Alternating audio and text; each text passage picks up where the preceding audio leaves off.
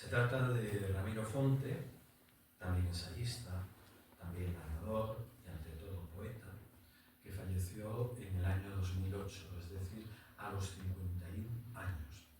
Y falleció, bueno, una enfermedad fulminante mientras era director del Instituto Cervantes de Chihuahua. Ramiro, del que se acaba de publicar en castellano la traducción, traducido como Mis ojos, el primer volumen de sus memorias, ya aparecidas en gallego, fue una de las figuras centrales de la poesía gallega desde que en 1983 publicó As cidades da nada. Y será Alba Osorio, profesora lectora de gallego en la Sorbona, que nos hable de él y nos lea sus poemas.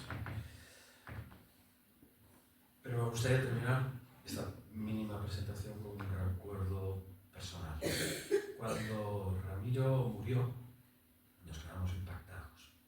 Entonces, una de las cosas que se nos ocurrió fue poner una esquela. Entonces, todavía era tiempo de esquelas en los periódicos en papel. Pusimos una esquela en un periódico de tirada nacional y en esa esquela, además de los datos que suelen ser habituales y esenciales, incluimos dos versos. Dos versos no de él, sino dos versos del poeta al que probablemente él admiraba más, que era Fernando Pessoa. Bueno, esos versos, que en realidad no eran de Fernando Pessoa, sino eran de Alberto Caeiro, uno de sus heterónimos, esos dos versos se nos quedaban muy cortos y corresponden a un poema que se titula Cuando vier a primavera, cuando llegue la primavera. Y es tal vez la despedida del mundo más hermosa y contenida que se ha escrito nunca. Bueno, pues un poco en revancha de no poder publicar nada más que aquellos dos versos, porque nos costaría muchísimo dinero incluir todo el poema. La verdad es que me gustaría ofrecerles este maravilloso poema, también un poco como homenaje y despedida tantos años más tarde a Ramiro Fonte. Lo he traducido al español para no hacer el ridículo como un portugués, así que, pero he intentado traducirlo con cierta literalidad y sin pasarme en las libertades, porque yo no soy traductor de poesía. Bueno, el poema es el siguiente. Cuando llegue la primavera, si ya hubiera muerto, las flores florecerán de la misma manera y los árboles no serán menos verdes que la primavera pasada. La realidad no me necesita. Siento una alegría enorme al pensar que mi muerte no tiene ninguna importancia. Si supiese que iba a morirme mañana y la primavera fuera pasado mañana, me moriría contento porque ella llegaría pasado mañana. Y si ese es su tiempo, ¿cuándo había de venir sino su tiempo? Me gusta que todo sea real y que todo esté bien. Y me gusta porque sería así aunque no me gustase. Por eso, si me muero ahora, muero contento porque todo es real y todo está bien. Podéis rezar en latín sobre mi féretro si queréis.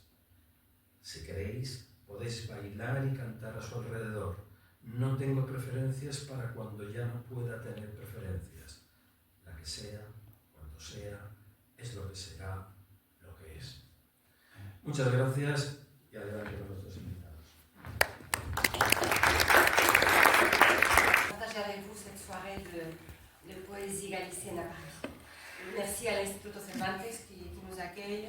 Merci à l'association 24 août et à Eduardo Cunha qui ont fait possible aussi qu'on soit là. Et merci à Alba Osorio, lectrice de galicien à Paris 3.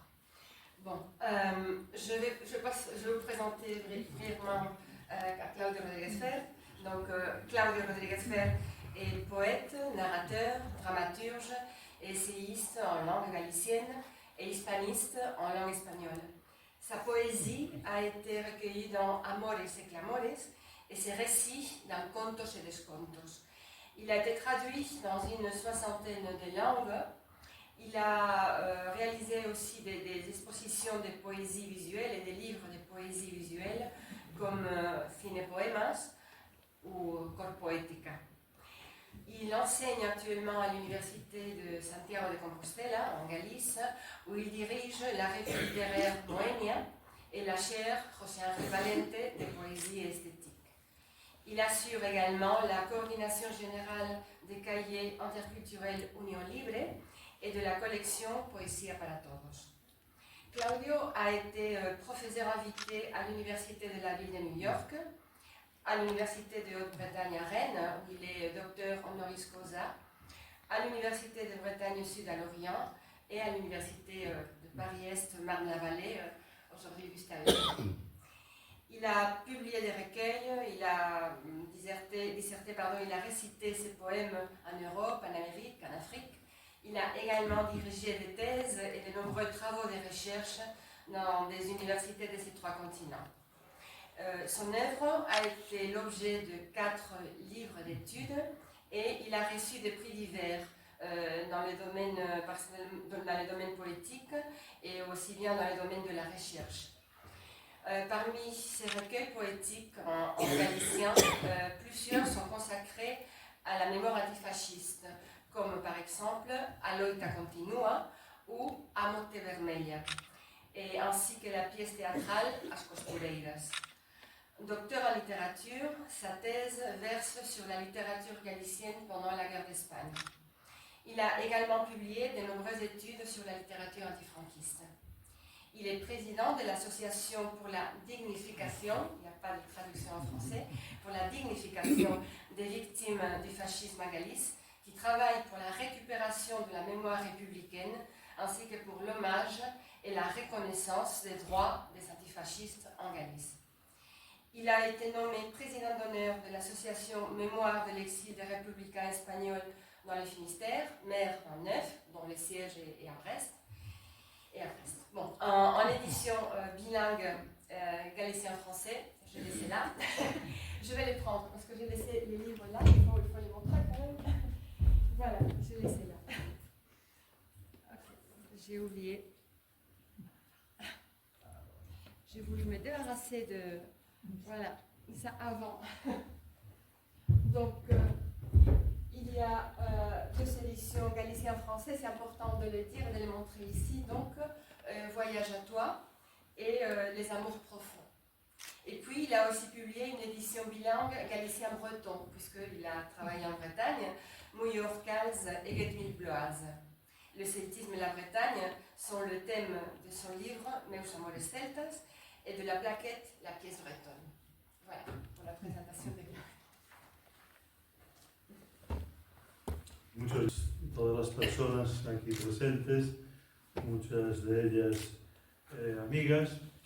Me sumo a todos los reconocimientos que ha hecho María Lopo, que no voy ahora mismo a repetir, como podéis imaginar, y me siento pues muy a gusto de volver a estar en París y en el Instituto Cervantes, en tantas de cuyas sedes he tenido el honor de hablar, ¿no?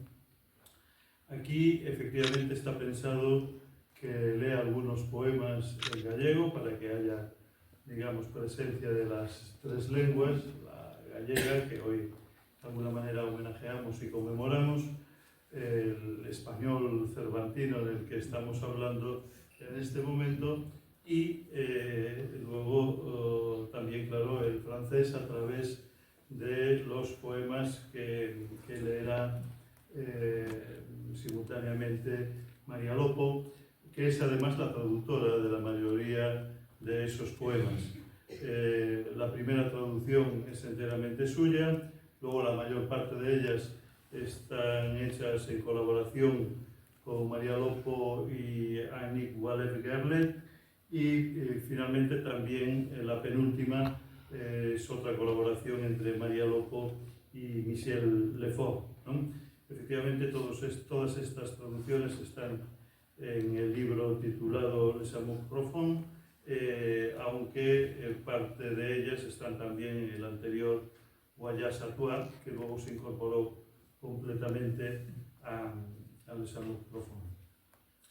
Así que voy a comenzar leyendo un poema de carácter más o menos presentativo de Galicia, más o menos identitario en lo no identitario, que se llama A Cabeleira, Fragmentos, que es un poema que ha sido traducido ya en esta edición a 70 idiomas, pero en la web puede verse también ya en aproximadamente 80 idiomas de los 5 continentes de la Tierra, que más o menos fue, digamos, produciéndose de forma colaborativa en las últimas décadas, ¿no? La primera edición tuvo lugar en 1995, contando con 4 versiones en aquella ocasión, mi original en gallego y las traducciones al inglés por Diana Conchado, al castellano por Olga Novo y al francés ya precisamente por María Lopo. Después vinieron muchas otras, al ruso, al bretón, de manera más o menos espontánea, y eso provocó ya las sucesivas ediciones, primero en 35 idiomas, después en 60, ahora ya en 70 y dentro de poco pues en algunas más.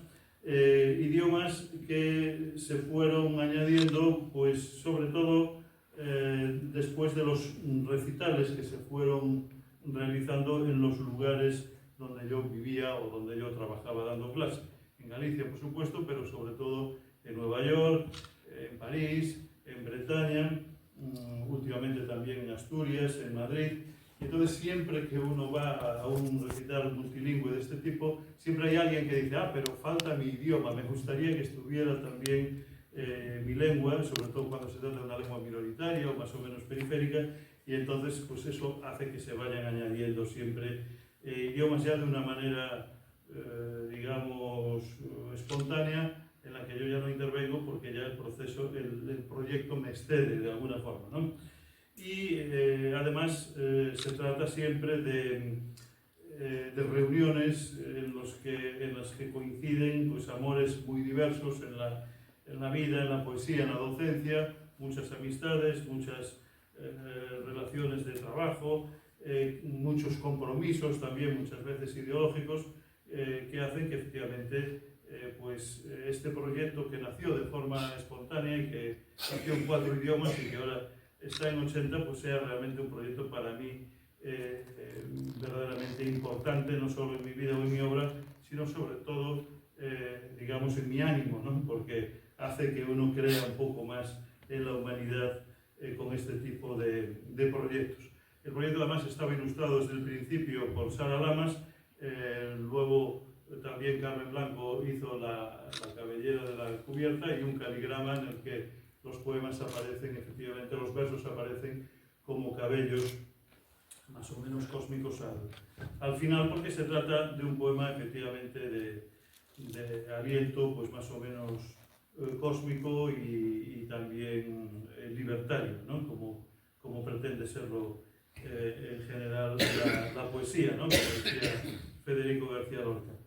Así que, aunque se trata de un poema muy gallego y muy enraizado en Galicia, también es un poema pues, muy universal, en mi opinión, en su intención, porque es un poema que también se escribió en parte en París, curiosamente, ¿no? La primera vez que vine a París, cuando yo era muy joven, que vine en autobús desde Galicia hasta París, ¿no?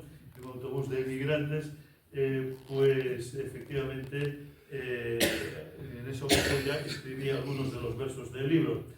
Por eso se trata de una poesía políglota concebida pues, por la libertad, por la fraternidad, por la igualdad lingüística y general, pero también por la diversidad lingüística y general, ¿no? Que es lo que da sentido, creo, a la humanidad, siempre comprometida con el conocimiento compartido, con el entendimiento intercultural y, en consecuencia, y más que nunca en los tiempos que corren, con la paz universal.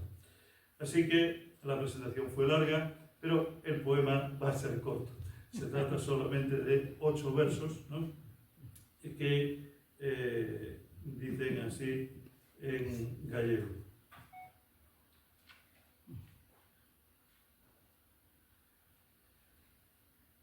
A Cabeleira, fragmentos.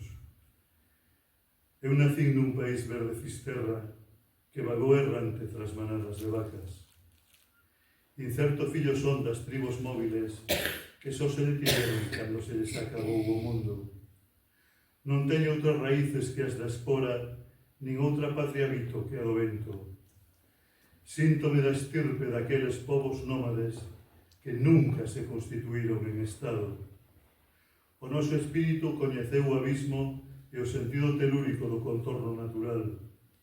A nosa historia é a dun pobo que perdeu o norte e se confundiu cos bois. Pero eu recuperei o norte no medio do naufraxio, fluindo sensualmente da cabeleira da lúa. E a inmensa cabeleira e labirinto no que soamente falo a quen eu amo. La chevelure, Fragment. Je suis né dans un pays vert Finistère qui déambula errant derrière des manades de vaches. Fils incertain je suis des tribus mobiles qui ne se sont arrêtées que lorsque leur monde prit fin. Je n'ai d'autres racines que celles des spores. Je n'habite d'autres patries que celles du vent. Je me sens de la lignée de ce peuple nomade qui jamais ne se sont constitués en État. Notre esprit a connu l'abîme et l'essence tellurique du milieu naturel. Notre histoire est celle d'un peuple qui a perdu le nord et qui s'est confondu avec le bœuf.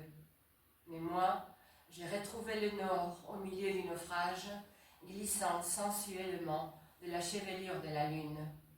Et l'immense chevelure et labyrinthe où je ne parle qu'à celle que j'aime. Decía antes María Lopo que mi obra poética había sido reunida con el título de Amores e Clamores, ¿no? Efectivamente, la mayor parte de mi producción son poemas de amor, normalmente de poesía amorosa, se ha dicho de poesía erótica, pero otras veces se trata de poesía de clamor, más o menos protestataria, pero que también es poesía de amor, aunque sea poesía de amor a las víctimas, ¿no? De la injusticia, de la opresión, ¿no? A las víctimas de la historia. Así que voy a leer unos pocos poemas de amor y otros de clamor. Los de amor van a ser fundamentalmente poemas muy breves, micropoemas realmente, que escribí en París en los años 90, ¿no? Se trata de un conjunto titulado Traza de Muller, que iremos leyendo entonces alternativamente micropoema a micropoema. Traza de muller. Nome. Pronunciei 1000 veces o teu nome. Pronuncieino máis de 1000 veces. E nunca foi en van. Trace de femme. Non. J'ai prononcé 1000 fois ton nom. Je l'ai prononcé plus de 1000 fois. Et jamais en vain. Dentro. Eu sei que vivo porque pousei a man sobre o teu ventre e só ti estabas dentro. Dedans. Je sais que je vis car j'ai posé ma main sur ton ventre et toi seul étais dedans. Tren. O importante é irmos e non cara onde imos e nunca chegar máis lonxe que antes de partir. Train. Ce qui importe, c'est de nous aller et pas de savoir où nous nous en allons et de n'arriver jamais plus loin qu'avant de partir. Hotel. Todo amor ten un espazo, todo espazo un baleiro, e nos enchemos de nós, baleirándonos de nós. Hôtel. Tout amour a un espace, tout espace a un vide, et nous nous sommes remplis de nous en nous vidant de nous. Sono. Chamábasme dende o teu abismo, pero só había un abismo que aos dous nos encendraba, e que aos dous nos encendraba. Sommeil. Tu m'appelais depuis ton abîme, mais il n'y avait qu'un seul abîme qui tous deux nous engendrait, Poesía. Non escribo con máis tinta que a traza do teu fluxo, pero vou cara o teu corpo e a vida non se escribe. Poésie. J'écris avec une seule encre, la trace de ton flux, mais je vais à ton corps et la vie ne s'écrit pas. Ponte. Eu vin dende antes das orixes. Ti estabas máis alá da outra beira e xuntos atravesamos todas as pontes. Pont. Je suis venu d'avant les origines. Tu étais par-delà l'autre rive. Et ensemble, nous avons traversé tous les ponts. Museo. Todo existe para que ti sexas. Ti es para que todo exista. E ti estabas ali, absoluta e soberanamente existindo. Musée. Tout existe pour que tu sois. Tu es pour que tout existe. Et tu étais là, absolument. Souverainement, tu existais. Pasase. Pasa o tempo polos bulevares. O bulicio. Todo pasa. Pasa o tempo por ti. E ti énchelo de vida. Passage. Le temps passe sur les boulevards, les tumultes, tout passe. Le temps passe sur toi et tu le remplis de vie. Corpo. Pasado e futuro non existen. Agora ti és unha cadela. E só hai tempo para o presente se latexa na tua vulva. Corps. Passé et futur n'existent pas. À présent, tu es une chienne. Et il n'y a de temps que pour le présent, s'il bat dans ta vulve. Fantasía.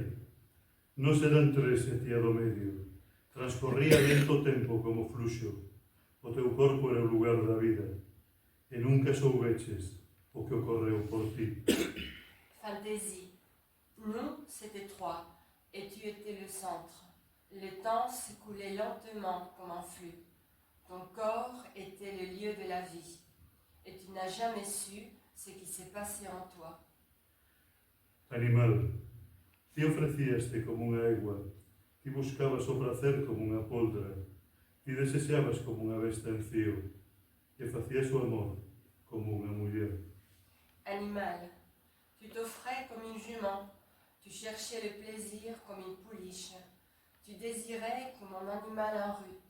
Et tu faisais l'amour comme une femme. Greve. Pero non amademe. Non lédeme. Eu non teño outra bandeira que as tuas bragas, ni máis patria teño que as tuas vaguas. E ámote soamente con todo o que teño. Grève. Mais ne me mets pas, ne me lisez pas. Je n'ai d'autre bannière que tes culottes. Je n'ai d'autre patrie que tes larmes. Et je ne t'aime qu'avec tout ce que j'ai. Vamos a ler ahora unos micropoemas del libro Viajes a ti, que se publicó en francés como Voyage à toi, porque también son todos ellos escritos en París. La selección realmente la hice en base a ese único criterio, ¿no? El hecho de que, ya que estamos en París, pues volver a leer estos poemas que nacieron aquí y devolverlos a su lugar natural, ¿no? Que es París. Nómades. Nunca nos amamos no mesmo sitio, porque todos os sitios cambian mentres nos amamos. Nomade. Nous ne nous aimons jamais au même endroit, car tous les lieux changent lorsque nous nous aimons. Eiffel. Como puido inspirarse en ti? Eiffel. Comment a-t-il pu s'inspirer de toi? Sombreiro. A torre que admiro remata na copa do teu sombreiro. Chapeau. La tour que j'admire s'arrête au sommet de ton chapeau. Pontes. Elas cruzan sempre o Sena de París a ti. Pont. Il traverse toujours la Seine de Paris à toi. Morada. O lugar da morada dos amantes Abelardo e Eloísa. Os amantes do lugar da morada. A morada dos amantes do lugar. Demeure. Les lieux de la demeure des amants Abélard et Héloïse. Les amants au lieu de la demeure des amants du lieu. mesma, verte a ti mesma, como te viches no teu xardín. Même, te voir toi-même tel que tu t'es vu dans ton jardin. Bulevares, de noite e de día, abres os bulevares do teu corpo. Boulevard, la nuit et les jours, tu ouvres les boulevards de ton corps. Centros, o centro está en ti, e ti estás en todas partes. Centre, le centre est en toi, et toi, tu es partout. París, París sempre é o principio, somente ti és a fin. Paris, Paris est toujours le début, toi seul, tu es la fin.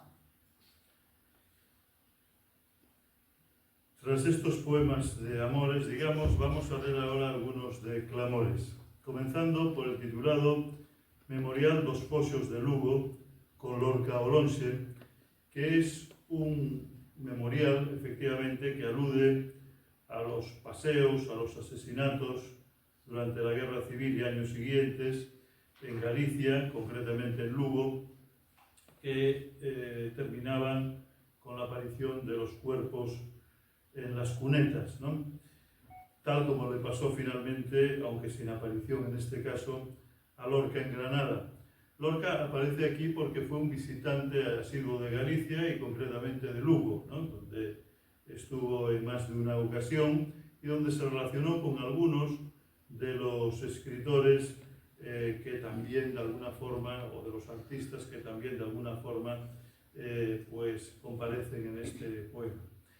La razón de que escogiera este poema, entre los otros muchos que tengo sobre estas temáticas, es que en él al final se alude también a Juana Catevielle, una bibliotecaria y archivera francesa que vivió en España, que fue compañera de aulas de María Zambrano en Madrid, donde fue alumna de José Ortega Gasset, de Julián Besteiro, y que luego se casó con Pérez Carballo, el que sería último gobernador republicano de Coruña, donde fue fusilado con 25 años. Entonces los gobernadores civiles eran verdaderamente muy jóvenes, ¿no?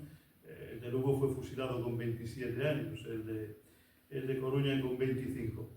Ella fue secuestrada en Coruña y asesinada en las inmediaciones de Lugo, estando embarazada, y además digamos que fue asesinada de manera particularmente cruenta, aunque en todos estos casos evidentemente lo era. Y se da la circunstancia de que fue asesinada el mismo día que fue asesinado Federico García Lorca en Granada.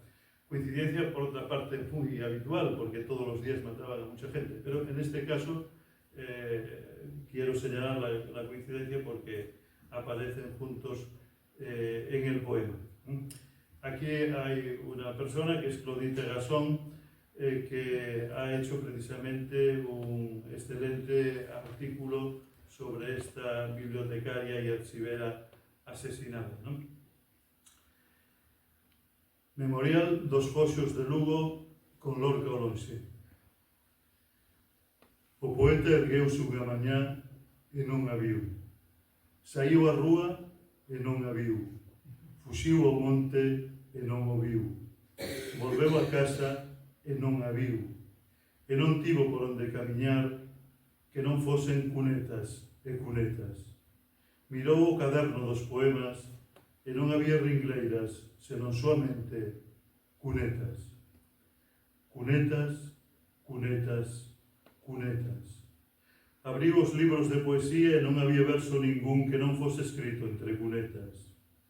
Cunetas, cunetas, cunetas. Onde libre escribía Luis Pimentel o seu diario dun médico de garda, cunetas. Onde a muralla paseaba en noite libre a Federico García Lorca como a lúa, cunetas. Cada verso era a beira dun suco o que tan só lle compría outro verso para converterse en cuneta. Cunetas, cunetas, cunetas. no lugar onde medran as silveiras e discorre auga pola estrada, houbo antes un suco de sangue, inzando de nomes as cunetas. A cuneta Camilo Díaz Baliño, segundo se vende Santiago. A cuneta Juana Capdevielle, segundo se venden de A Coruña. A cuneta do paseado anónimo, saindo de Lugo a todas partes. A cuneta Federico García Lorca, que ocupa toda a veiga de Granada. Cunetas, cunetas, cunetas. Así se fixo o Plan Nacional de Estradas de 1936, onde a silva medraba con máis arte, metralla, onde o amor era libre polas curvas, metralla, onde a verba se levaba na rasante, metralla, metralla, metralla. Que queimen o meu corpo cando morra, que esparexan as cinzas por todas as cunetas, que volvamos a vida todos xuntos, aínda que sexa en verso, compañeiros, que volva a pacer a dignidade en Lugo, que volva a pacer a dignidade ao mundo. Mémorial des fossés de Lugo et au loin Lorca. Un matin, le poète s'est levé et il ne l'a pas vu. Il est sorti dans la rue et il ne l'a pas vu. Il s'est enfui dans la montagne et il ne l'a pas vu. Il est rentré à la maison et il ne l'a pas vu. Et il n'a pas su où aller. Il n'y avait que des fossés et encore des fossés. Il a ouvert son carnet de poèmes et il n'y avait pas de lignes, seulement des fossés. Fossés, fossés, fossés. Il a ouvert les livres de poésie et pas un vers qui n'ait fut écrit parmi les fossés. Fossés, fossés, fossés. Là où Luis Pimentel écrivait libre son journal d'un médecin de garde, fossé. Là où la muraille dans la nuit libre promenait Lorca comme une lune, fossé. Chaque vers était lisière d'un sillon auquel ne manquait qu'un dernier vers pour devenir fossé. Fossé, fossé, fossé. Là où à présent poussent des ronces, là où coule l'eau sur les chemins, il y eut autrefois un ruisseau de sang, sémant de nom les fossés. Les fossés, Camilo Díaz Baliño, quand on vient de Santiago. Le fossé, Juana Capdevielle, quand on vient de La Corogne. Le fossé du fusillé anonyme, en sortant de Lugo pour aller partout ailleurs. Le fossé Federico García Lorca, qui comprend toute la plaine de Grenade. Fossé, fossé, fossé. C'est ainsi qu'a été fait le plan routier national de 1936, là où les ronces poussaient avec tant d'art, mitraille, là où l'amour allait librement dans les virages, mitraille, là où la parole s'élevait dans la côte, mitraille, mitraille, mitraille. Que l'on brûle mon corps quand je mourrai, que l'on répande mes cendres dans tous les fossés, que tous ensemble nous revenions à la vie, même si c'est un vers, compagnon, qu'à Lugo revienne se nourrir la dignité, que revienne se nourrir la dignité dans le monde. Para Juana Capdevielle voy a leer otro poema que se titula Juana Capdevielle, que está precisamente inscrito en el monumento que se le dedicó en la localidad de Rábade, cercana a Lugo, donde apareció asesinada, como tantos otros poemas de los que digamos, se relacionan con esta temática, que están en Coruña, en Cangas, en muchos otros lugares de Galicia, en monumentos memorialistas. Escojo este precisamente por tratarse de una francesa. A Juana Capdevielle. Dispararon a cabeza de Mapoula, mas medraron libres as silveiras e nunca desfaleceron as ideas. Dispararon o corazón de rosa, mas volveron voar as borboletas e nunca feneceron os amores. Mataron a copresuizos en xuizo, como quen queima xestas florecidas, e por iso é patrimonio da xustiza. Chamábase Juana Capdevielle, como podía chamarse a vida mesma. Morreu como viviu, de amor e liberdade. En Rábade deixounos un carabel para reinventar o amar, un xirasol co que facer a paz e unha violeta para fabricar futuros máis muller. À Juana Capdevielle. Ils ont visé le coquelicot à la tête, mais les ronces ont poussé librement et jamais n'ont défailli les idées. Ils ont tiré sur le cœur de la rose, mais les papillons de nouveau ont volé et jamais ne sont morts les amours. Ils l'ont tuée par préjugé sans la juger, comme on brûle les genêts en fleurs. C'est pourquoi elle est patrimoine de justice. Elle s'appelait Juana Capdevielle.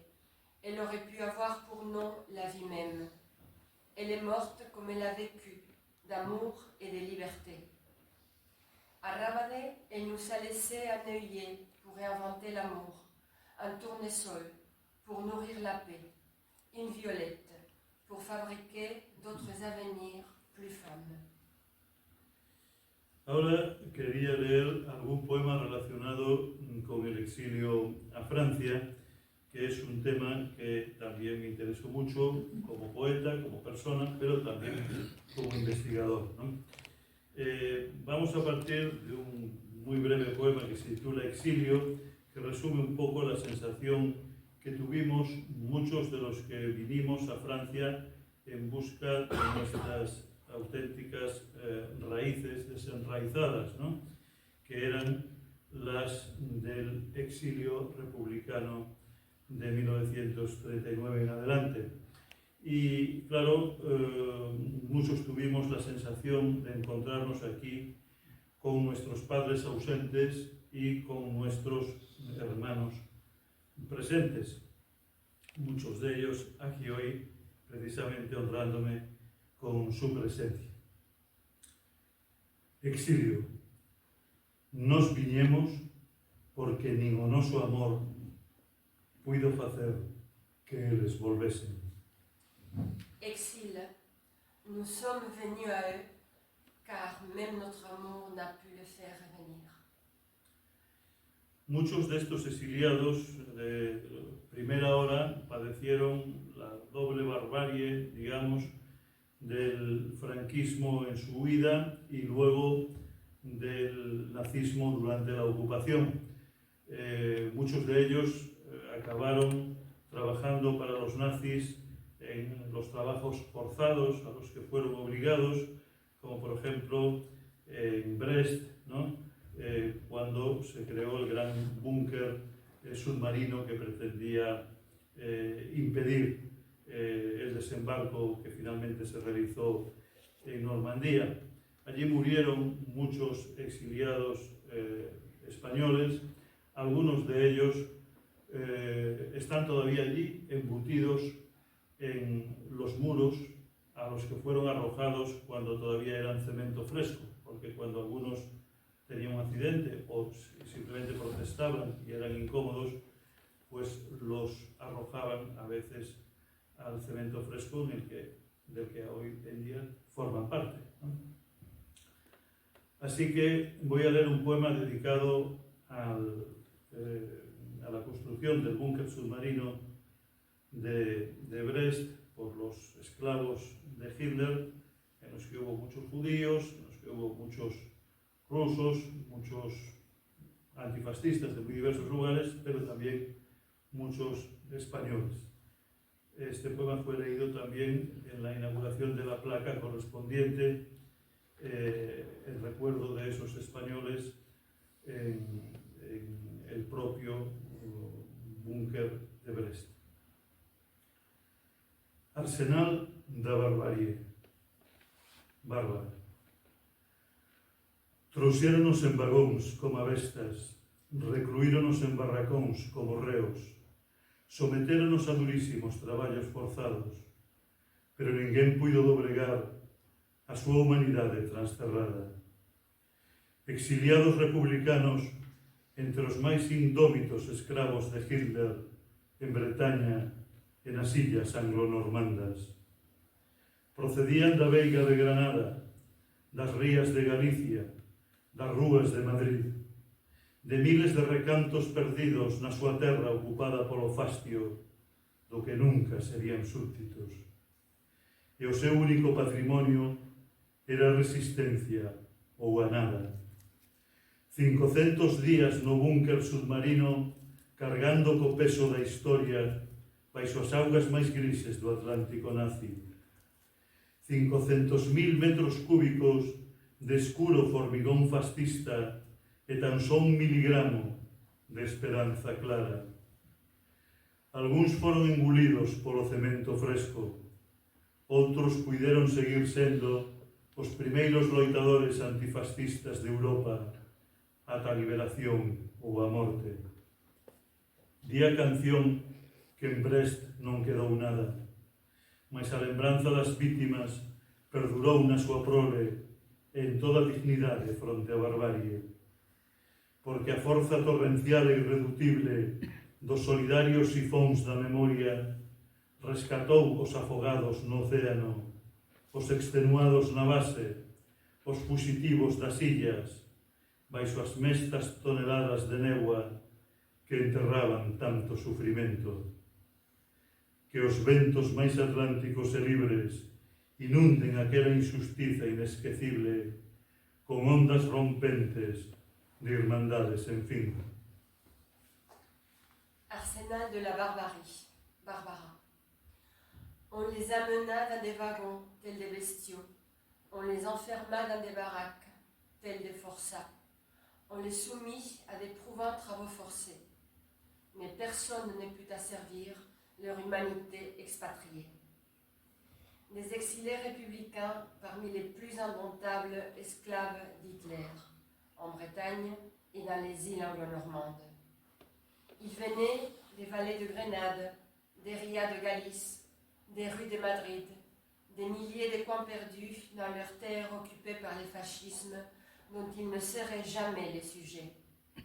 Et leur seul patrimoine était la résistance ou les néants. 500 jours dans les bunkers sous-marins, croulant sous le poids de l'histoire, dans les eaux les plus grises de l'Atlantique nazi. 500 000 mètres cubes de sombre béton fasciste et un seul milligramme de clair espoir. Certains furent engloutis par les ciments frais. D'autres ont pu poursuivre leur combat de premiers antifascistes d'Europe jusqu'à la libération ou la mort. De Brest, dit la chanson, il n'est rien resté, mais le souvenir des victimes se perpétua dans leur lignée et en toute dignité face à la barbarie.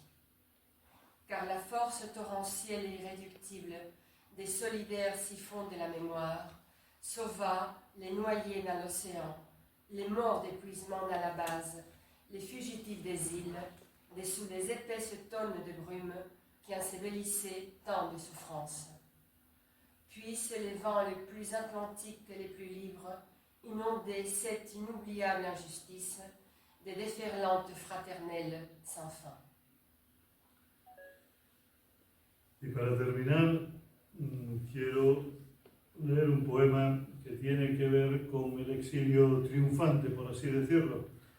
Después de tanto sufrimiento, el exilio tuvo alguna satisfacción al ver cómo algunos de sus hijos triunfaban y eran reconocidos en los nuevos países de adopción.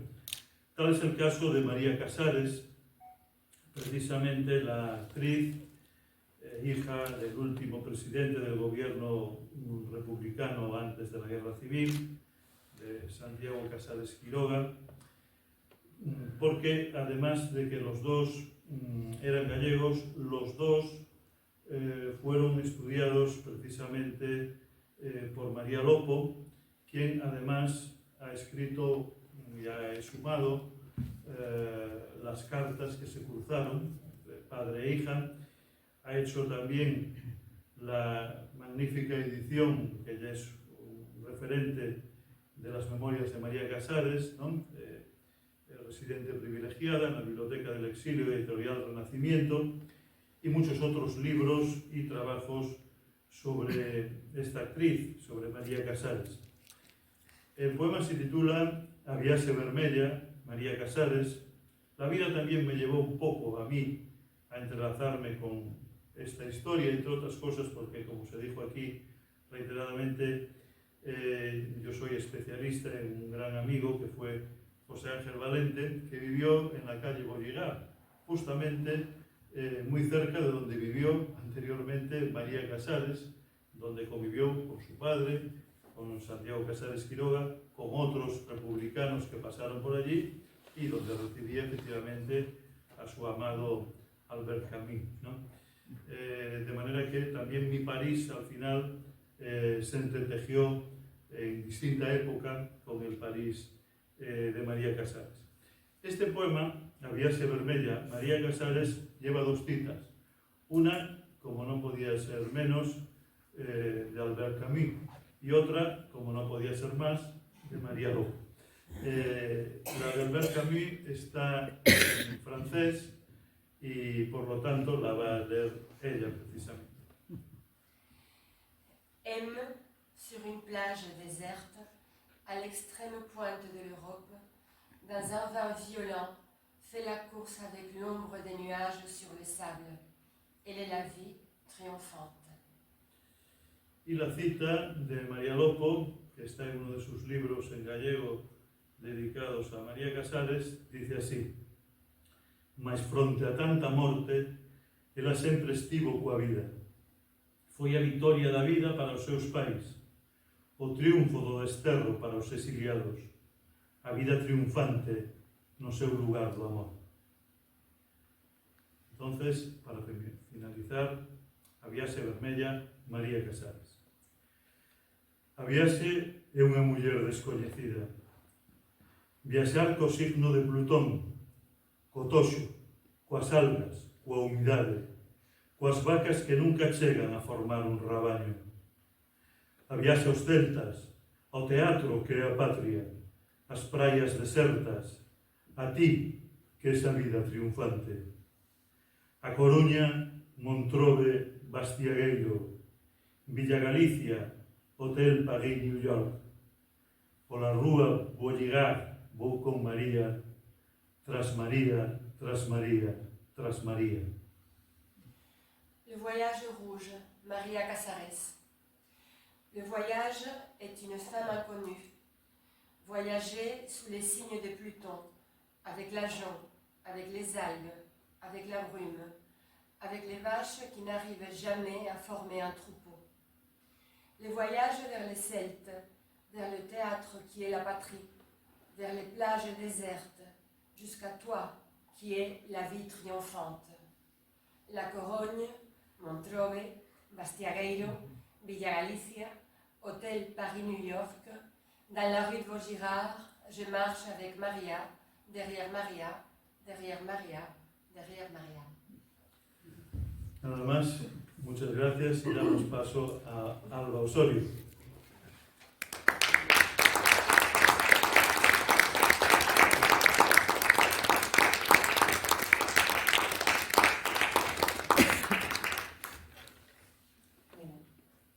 ¿Se me oye con el micrófono? Sí, vale. Bueno, pues antes de nada, nos sumamos a los agradecimientos de María, de Claudio.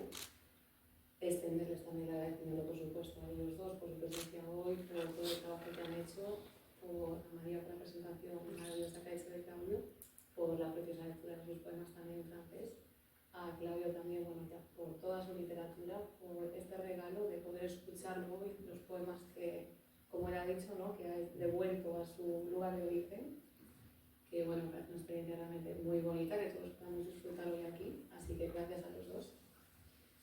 Y también permítanme sumar agradecimientos, bueno, al Instituto de Cervantes, como ya se ha dicho, por acoger este acto de las letras gallegas. También tengo que agradecer a la Xunta de Galicia por los acuerdos que tienen con la Sorbonne Nouvelle, también a la Sorbonne, por supuesto, por acoger los dos Centros de Estudios Gallegos de París, que, bueno, que como muchos aquí sabrán, ha estado gestionado durante muchos años por el profesor Henrique Pomaton, que este año se jubila y retoma su relevo pues, la profesora Carmen Ballestero de Félix, que no ha podido estar hoy presente, pero bueno, pero que, bueno, que si no ha podido es porque no ha podido, la pobre, quería y bueno, ya les transmito también que la conocerán en breves y espero que puedan también colaborar el Cervantes y el Centro de Estudios Gallegos en futuras ocasiones.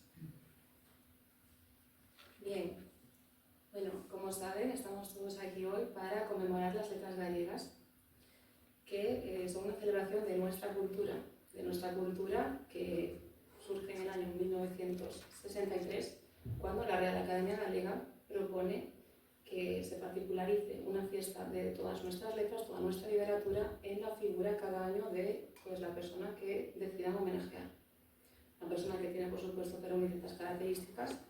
Este año, la persona escogida, decisión que ha dado también, es la poeta coruñesa Luisa Villalta, que al igual que Ramiro Fonte, al que yo voy a hacerle un discurso de homenaje hoy, también han tenido la coincidencia desgraciada de dejarnos los dos muy jóvenes. Luisa Villalta incluso más joven que Ramiro Fonte, con solo 46 años. Pero bueno, los dos, en ambos casos, tenemos personas con un arte sobresaliente que nos han dejado unas poesías, particularmente, aparte de, en ambos casos, otro tipo de obras, pero bueno, las poesías, la verdad que maravillosas y que son muy buenas merecedoras de poder representarnos, ambas figuras, como digo, en un acto de las letras gallegas. No hay duda de que tenemos uno de los panoramas literarios más completos, más comprometidos y más diversos que existan. Un panorama de una gran calidad y que también ejemplifica el amor que tenemos por nuestra cultura. Un amor que ni las circunstancias sociopolíticas adversas a lo largo de la historia consiguieron apagar ni igualar nunca.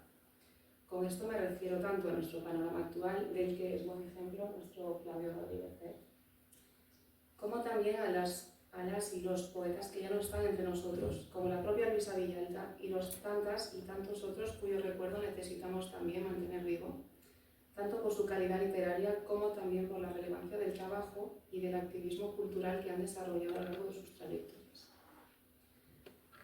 Teniendo en cuenta esta maravillosa y diversa realidad literaria que tenemos en Galicia, es especialmente interesante la iniciativa de Cervantes de extender el homenaje de este acto a recordar, pues, como digo, a otro de nuestros más sobresalientes poetas, que también desempeñó un importante papel en la puesta en valor de nuestra cultura, como lo ha sido Ramiro Fonte.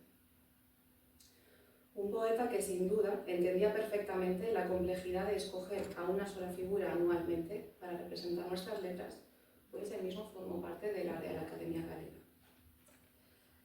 La propuesta de este homenaje a Ramiro parte, como saben, de la reciente publicación de la traducción al castellano de sus memorias, Os meus ollos, en el original en gallego, publicado en 2003, que en castellano se ha publicado con el nombre de Mis ojos, una traducción que ha sido llevada a cabo por José Fonte Sardiña y que cuenta con ilustraciones de Antonio Seija. Esta traducción del primer volumen de la trilogía que publicó Ramiro en vida, en gallego, volcando sus memorias, es el primer volumen de una trilogía que se conoce como Vidas da Infancia.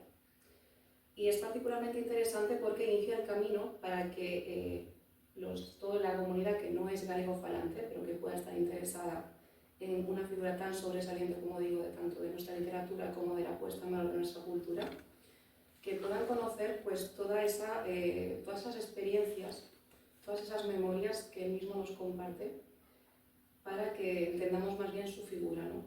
Y lo que lo ha llevado a ser la persona tan sobresaliente que ha sido, como he dicho. Las memorias de Ramiro Fonte son la prueba de un dominio magistral de la narración novelada autobiográfica, un vaciado de sus vivencias de niño en su Pontevedra de nacimiento y el fervor de la mayor parte de su educación y de su crianza. Tenemos en ellas un discurso muy próximo, un discurso lleno de hermosas imágenes con las que no solo hace perdurar su memoria en el tiempo, sino que hace interesantes reflexiones sobre el funcionamiento de su memoria, ligando sus recuerdos de la infancia a la arquitectura de los espacios que reproducen palabras. La arquitectura estructura el discurso, dejándonos conocer a un adulto hablando de ese niño que fue y que siempre llevó dentro. una persona profundamente observadora y reflexiva, pero con una humildad y simplicidad en su discurso que prueban la gran persona que fue, además de la grandeza de su literatura. En definitiva, es un relato que nos hace sentir que escuchamos la voz de un ser querido realmente, presentándonos sus memorias, incluso si no lo conocemos previamente. Con este dominio que menciono de la narración, de las vivencias de su memoria, las vivencias que su memoria, como él dice en su autobiografía, convirtió en certezas, lo que hace es convertir su autobiografía en una especie de memoria viva de estos espacios. Es una memoria personal, íntima, que él mismo hace pública, permitiéndonos hacer de sus recuerdos los nuestros, ofreciéndonoslos a todos y a todas. Una memoria que eterniza y que hace perdurar la arquitectura de una sociedad, la del Pontedeume y el Ferrol de la década de los 60, a través de las vivencias del niño Ramiro, un niño sociable y solitario a la vez, en cada uno de los lugares que marcaron experiencias o aprendizajes importantes para su vida. Es una ventana, en definitiva, para comprender algunas de las motivaciones de los muchos y muy importantes logros de su vida profesional ya de adulto. Ramiro se da a conocer su arte de una forma que define muy bien su literatura posterior, que es a través del libro fundacional del colectivo Cravo Fondo. En el año 1977, en plena transición democrática en España, los miembros de este colectivo, del que Ramiro Fonte fue impulsor junto con Jesús y Julio Valcárcel, se unieron con la intención de superar el socialrealismo que imperaba en los versos publicados hasta ese momento en Galicia. Pretenden renovar la poesía gallega con la intención de convertirla en un instrumento de liberación al servicio del pueblo. Carlos Casares atribuye a la poesía de este colectivo los valores de ser, ante todo, poetas, es decir, de cuidar sus versos, de no sacrificar los valores intrínsecos de su obra en favor de factores externos, como podría ser la intencionalidad política.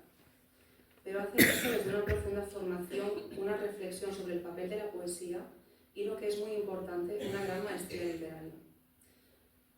Aunque el colectivo no continuó unido tras su publicación fundacional, debemos a su existencia las primeras publicaciones de poemas de Ramiro Fonte. Escribió estos primeros poemas mientras estudiaba Filosofía y Letras en la Universidad de Santiago de Compostela, y este afán de liberar su poesía de moldes temáticos, de estar sometido a una temática, se mantuvo a lo largo de su trayectoria poética profesional. Como ejemplos de esto, en su vida profesional tenemos su participación en la creación de las revistas universitarias Dorna y Bonaval, que surgieron en 1981 y 1979 respectivamente.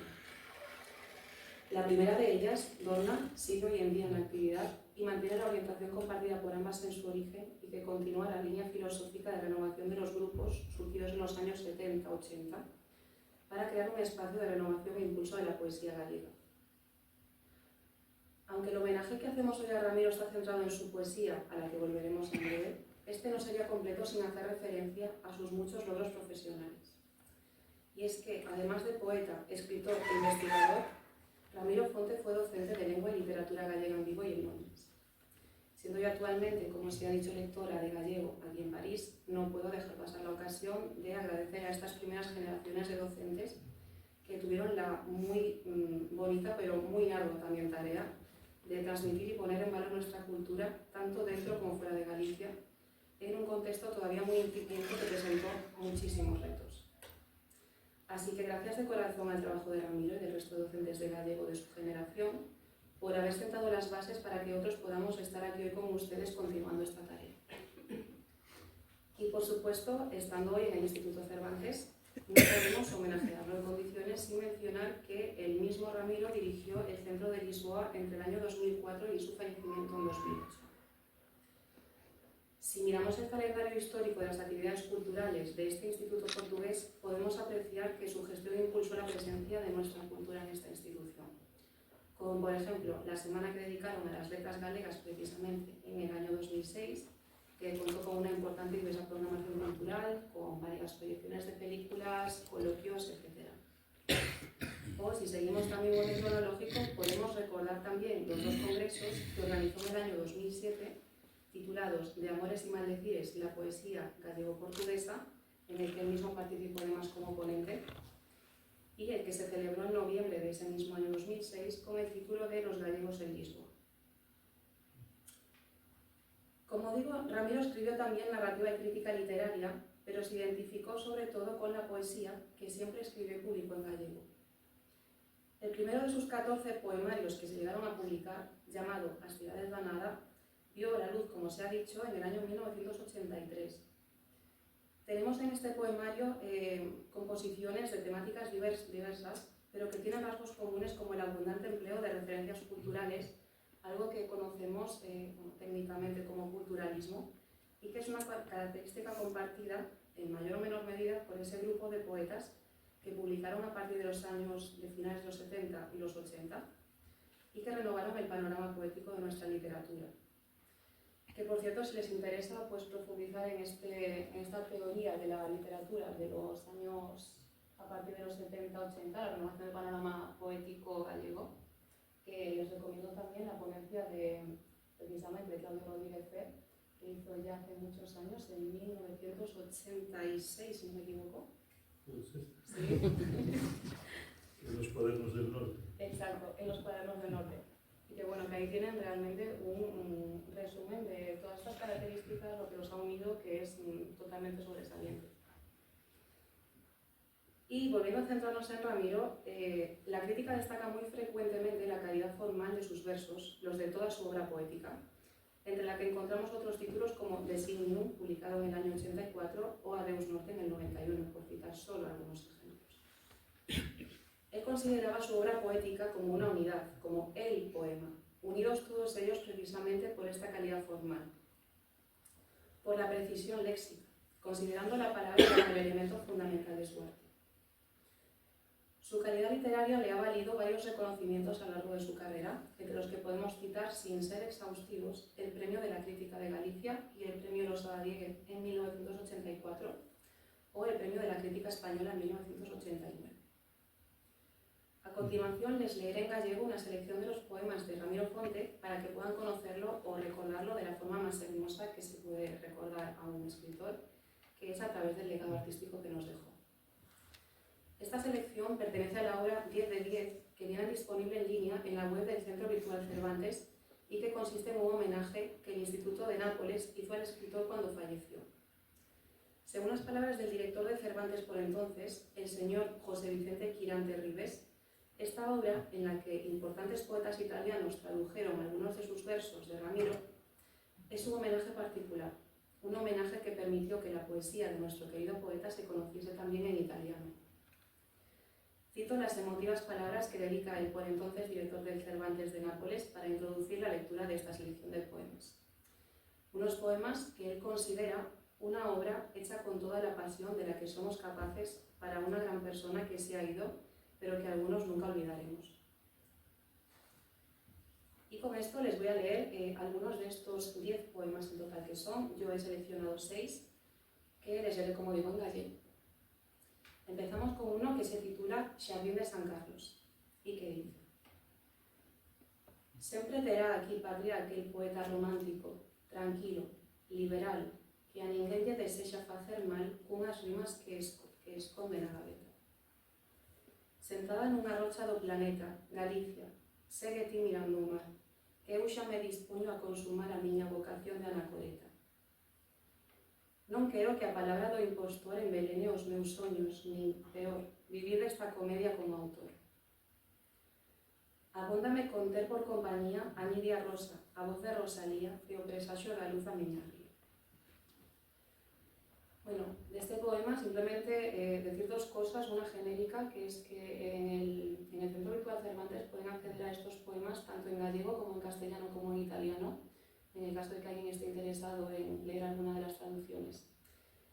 Y también señalar el hecho de que Ramiro cita muy frecuentemente a Rosalía en su poesía, era un gran admirador de Rosalía de Castro y incluso en su funeral sonó por deseo suyo expreso la canción, bueno, la musicalización del poema de Rosalía, Negra sombra que me asombra. Bien, seguimos con otro poema de esta misma selección que se llama Unha fotografía y que dice: Despolla o calendario un ano dos 60, cando sucede a escena sinxela, familiar. A mesa recollida, o acabar de xantar, e o branco do mantel que espella unha luz lenta. Estamos todos xuntos, dispostos a falar das cousas que se perden. A morte violenta na estrada dun rapaz, a irmá maior comenta. Na tregua silenciosa case se escoita o mar. Ese denso silencio anticipa a sorpresa. Dun volume de coiro que aparece na mesa, o pai le a Rosalía como dando a lección. A pena do emigrante que chora na canción, escoito engaiolado coa miña ollada acesa, sen saber que o que atopo é a miña vocación.